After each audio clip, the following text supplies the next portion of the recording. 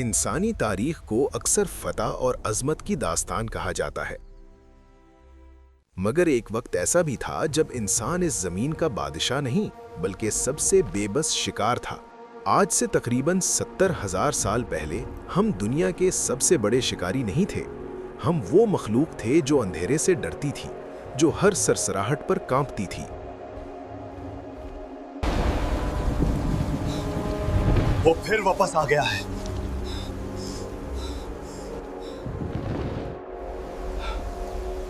मैंने उसकी खौफनाक आवाज सुनी है।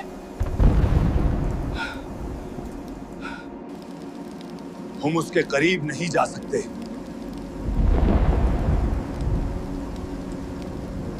जब तक हम हाथ से वार करेंगे, वो हमारा गला चीर चुका होगा। हमें कुछ ऐसा चाहिए जो दूर से निशाना लेकर उसकी मौत बनकर बरसे। इंसान के पास न शेर जैसे जबड़े थे, न उकाब जैसी परवाज और न ही चीते जैसी रफ्तार। हमारी ताकत सिर्फ हमारे हाथों तक महदूद थी। अगर हमें शिकार करना होता तो हमें मौत के इतना करीब जाना पड़ता कि अक्सर शिकार हमें ही निगल लेता। लेकिन फिर इंसानी जहन में एक ऐसी चिंगारी जली जिसने कुदरत के कानून को उलट कर रख दिया। ये दास्तान है उस पहले हथियार की जिसने इंसान को फासले से शिकार करने का तोहफा दिया। एक ऐसी ईजाद जिसने मौत को उंगलियों की नोक पर ला खड़ा किया। ये कहानी है तीर और कमान की, वो हथियार जिसने इंसान में से जंगली जानवरों का खौफ मिटाकर उसे जमीन का असली मालिक बना दिया। तीर और कमान दरअसल दुनिया की पहली किनेटिक एनर्जी वाली मशीन थी। इंसान ने हजारों साल पत्थर के तेज औजारों वाले नेज़े फेंक कर गुजार दिए थे, मगर पत्थर और लकड़ी के उस नेज़े की रफ्तार और हद महदूद थी। फिर एक क्यूरियस दिमाग ने देखा कि एक मुड़ी हुई टहनी में कितनी ताकत छुपी होती है। ये दरियाफ्त दुनिया की पहली मैकेनिकल इंजीनियरिंग थी। लकड़ी को उस हद तक मोड़ना कि वो टूटे ना, और उसमें जानवर की खाल या सिनियों को इस तरह बांधना कि वो एक स्प्रिंग बन जाए। सोचिए उस पहले क्यूरियस दिमाग का तजुर्बा, जब उसने पहली बार महसूस किया कि वो अपनी हाथों की ताकत को लकड़ी के रेशों में स्टोर यानी जमा कर सकता है। ये लकड़ी क्यों मोड़ रहे हो? इससे तो पेट नहीं भरता। इस लकड़ी में एक छुपी हुई ताकत है। अब मुझे सिर्फ एक नोकेली लकड़ी चाहिए जो इस ताकत को लेकर दूर तक वार कर सके। ये सिर्फ एक औजार नहीं था, ये कुदरत की ताकत को कैद करने का तरीका था। मगर कमान अधूरी थी जब तक उसे उसकी रूह नहीं मिली, यानी तीर। तीर बनाना कमान से भी ज्यादा मुश्किल काम था। इसमें एरोडायनेमिक्स का वो इल्म छुपा था जो इंसान ने सदियों बाद किताबों में लिखा और फिजिक्स के बुनियादी उसूलों में से है। अगर तीर सीधा ना हो तो वो रास्ता भटक जाएगा। अगर उसके पीछे परिंदों के पर न लगाए जाएं तो वो हवा में लड़खड़ाएगा और निशाना खता हो जाएगा। इंसान ने पहली बार स्टेबिलिटी का राज समझा। हवा इसे रोक रही है।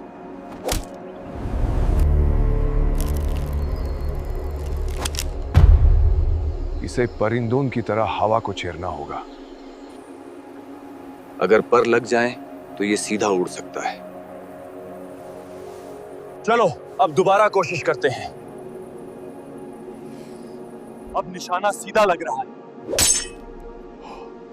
उन्होंने पत्थर को आग पर गर्म करके उसे शीशे जैसा तेज किया ताकि वो जानवर की सख्त खाल को चीर सके, और इसे बिल्कुल एक्यूरेसी से अलाइंड तीर के आगे लगा दिया।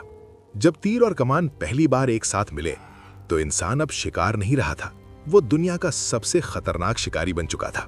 अब वो 50 फीट दूर से मौत का फैसला कर सकता था। उसने मौत और अपने दरमियान एक सेफ डिस्टेंस पैदा कर लिया था। यही वो लम्हा था जब इंसान केवमैन से एक समझबूझ वाले शिकारी में बदल गया। वक्त बदला और हर एंशिएंट इन्वेंशन और डिस्कवरी की तरह तीर और कमान ने भी दुनिया का नक्शा बदल कर रख दिया। 3000 साल पहले मेसोपोटामिया और इजिप्ट में कॉम्पोजिट बोज बनी, जो हड्डी, लकड़ी और सींग यानी हॉर्न से बनी थी। ये कमान इतनी ताकतवर थी कि इसका तीर लोहे की ढाल को चीर सकता था। मंगोल्स ने घोड़े और तीर कमान को मिलाकर दुनिया की सबसे बड़ी सल्तनत खड़ी कर दी। उनका रिकर्व बो 300 मीटर दूर तक निशाना लगा सकता था। हमारी कमान इतनी छोटी होनी चाहिए कि घोड़े पर मुड़कर चलाई जा सके, मगर इतनी ताकतवर कि दुश्मन के दिल तक पहुंच जा। ये लकड़ी नहीं, ये हमारा गरूर है। फिर यूरोप में इंग्लिश लॉन्गबो आया, जिसने बादशाहों की तकदीर बदल दी। कमान ने बताया कि जंग हाथों की ताकत से नहीं, बल्कि टेक्नोलॉजी और टेक्नोलॉजी की रफ्तार से जीती जाती है। सदियों तक दुनिया का सबसे बड़ा जनरल वही था जिसके पास बेहतरीन तीरंदाज थे। तीर और कमान ने दुनिया के बॉर्डर्स यानी सरहदें तय की। हमें लगता है कि आज की टेक्नोलॉजी बहुत जदीद है, मगर सच तो यह है कि हर मॉडर्न हथियार की रगों में वही पुराने तीर और कमान ही दौड़ रहे हैं। स्नाइपर राइफल की गोली का एरोडायनामिक डिजाइन वही है जो 10,000 साल पहले के तीर का था।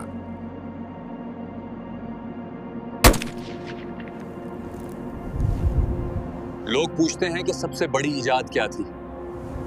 मैं कहता हूं तीर और कमान। जिस दिन इंसान ने दूर से मौत देना सीखा, इस दिन जंग का कानून हमेशा के लिए बदल गया। हर मिसाइल और रॉकेट जो आसमान में जाता है, उसके पीछे वही फ्लेचिंग और स्टेबिलिटी के कवानीन हैं जो प्री हिस्टोरिक इंसान ने दरियाफ्त किए थे। रेंज का तसव्वुर, यानी दुश्मन को नजर न आते हुए खत्म करना, तीर और कमान का ही तोहफा है। इंसान ने केव्स से निकलकर रोबोट्स और ड्रोन्स तक का सफर किया है, मगर उसकी बुनियाद वही स्टोर्ड एनर्जी और प्रिसिजन है जो पहली बार एक घार में बैठी हुई उंगलियों ने महसूस की थी। हमने सिर्फ कमान को बड़ा कर दिया है, मकसद आज भी वही है, डिस्टेंस एंड डोमिनेंस। चलिए तारीख के उन निशानों को तलाश करते हैं जहां इस हथियार ने दुनिया को बदला। सफर शुरू हुआ तकरीबन 70,000 साल पहले सिबुडू केव, साउथ अफ्रीका की इन गारों से, जहां दुनिया के पहले तीर के आसार मिले। इंसान ने पहली बार हथियार को पंख दिए।